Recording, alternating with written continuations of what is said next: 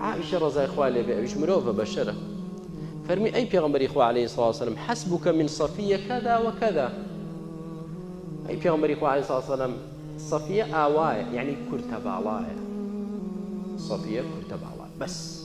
عائشة أول ديوت پیغمبر إخوة عليه الصلاة والسلام فرمي لقد قلت كلمة لو مزجت بماء البحر لمزجته.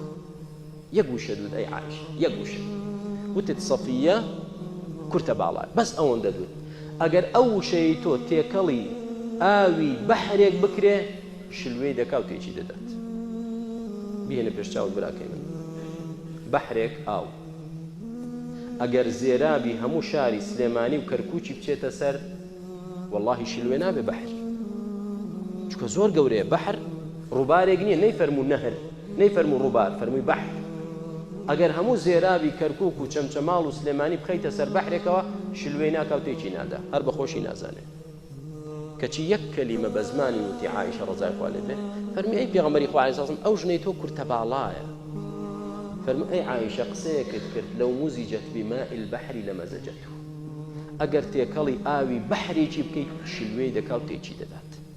کەواتە بزانە تۆ چ تاوانێکت کرد، چ هەڵەیەکی گەورەت کرد. ئایا ئێمە ئاگامان لەوە هەیە؟ ئاوا دەترسین لەوەی کە کەلیمات فڕێ دەدەین و شە فڕێ دەدەین و غیبەتی ئەو دەکەین و بوهتان بۆ ئەو دەکەین و درۆ بەدەمی ئەوە بکەین و پەنا بە ڕەب العالەمین. وشەیەک ئاوی بەحرێک شلوێ بکات و لێڵی